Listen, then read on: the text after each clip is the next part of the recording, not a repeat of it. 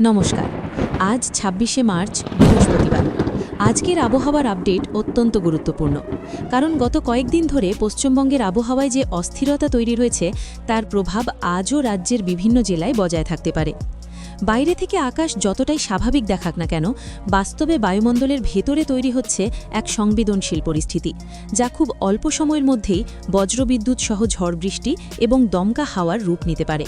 তাই আজকের আপডেটটি শেষ পর্যন্ত মনোযোগ দিয়ে শুনুন। এই মুহূর্তে স্যাটেলাইট চিত্র এবং সাম্প্রতিক আবহাওয়া বিশ্লেষণ বলছে, বঙ্গোপসাগরের দিক থেকে জলীয় বাষ্প দক্ষিণবঙ্গের দিকে প্রবেশ করছে। অন্যদিকে উত্তর পশ্চিম দিক থেকে শুষ্ক এবং কিছুটা ঠান্ডা বাতাস রাজ্যের ওপর দিয়ে প্রবাহিত হচ্ছে।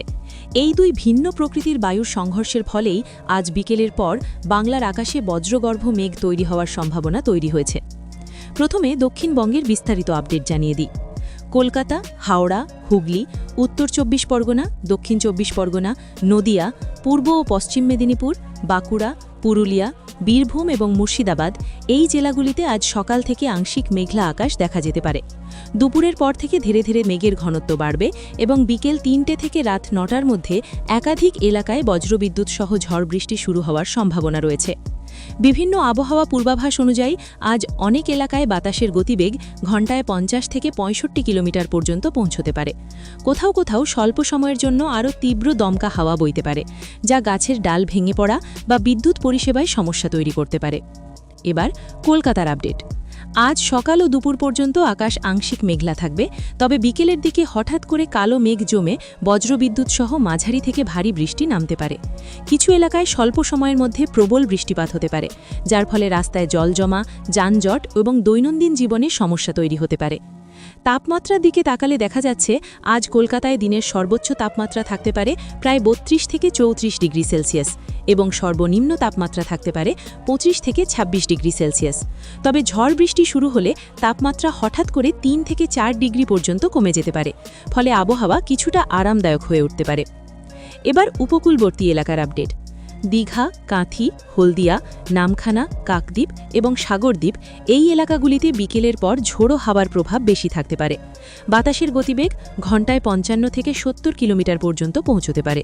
সমুদ্র মাঝারি থেকে কিছুটা উত্তাল থাকতে পারে, তাই মৎস্যজীবীদের সতর্ক থাকার পরামর্শ দেওয়া হচ্ছে। এবার উত্তরবঙ্গের আপডেট। দার্জিলিং, কালিম্পং, জলপাইগুড়ি, আলিপুরদুয়ার, কোচবিহার, উত্তর দিনাজপুর, দক্ষিণ দিনাজপুর এবং মালদা এই জেলাগুলিতে আজ আংশিক থেকে ঘন মেঘলা আকাশ থাকবে। পাহাড়ি এলাকায় বিকেলের দিকে হালকা থেকে মাঝারি বৃষ্টি ও বজ্রপাতের সম্ভাবনা রয়েছে। এখন সবচেয়ে গুরুত্বপূর্ণ প্রশ্ন, আজ কি বড় কোনো বিপদের সম্ভাবনা রয়েছে? এই মুহূর্তে কোনো ঘূর্ণিঝড় বা গভীর নিম্নচাপ সক্রিয় নেই, তবে স্থানীয়ভাবে তৈরি হওয়া বজ্রগর্ভ মেঘ খুব অল্প সময়ের মধ্যেই তীব্র ঝড় বৃষ্টি, বজ্রপাত এবং দমকা হাওয়ার মাধ্যমে বিপজ্জনক পরিস্থিতি তৈরি করতে পারে। বিশেষ করে বিকেল ৩টে থেকে রাত ৯টার মধ্যে সময়টা সবচেয়ে সংবেদনশীল, তাই কয়েকটি গুরুত্বপূর্ণ সতর্কতা অবশ্যই মনে রাখুন। বজ্রপাতের সময় খোলা মাঠে যাবেন না, গাছের নিচে আশ্রয় নেবেন না, বৈদ্যুতিক খুঁটি ও খোলা তার থেকে দূরে থাকুন। ঝড় শুরু হলে পাকা বাড়ির ভিতরে নিরাপদে থাকুন।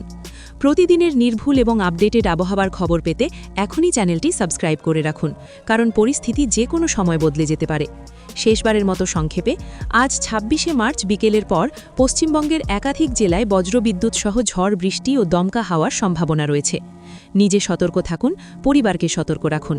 আজকের জন্য এই পর্যন্তই। আবার দেখা হবে আগামী আপডেটে। নমস্কার।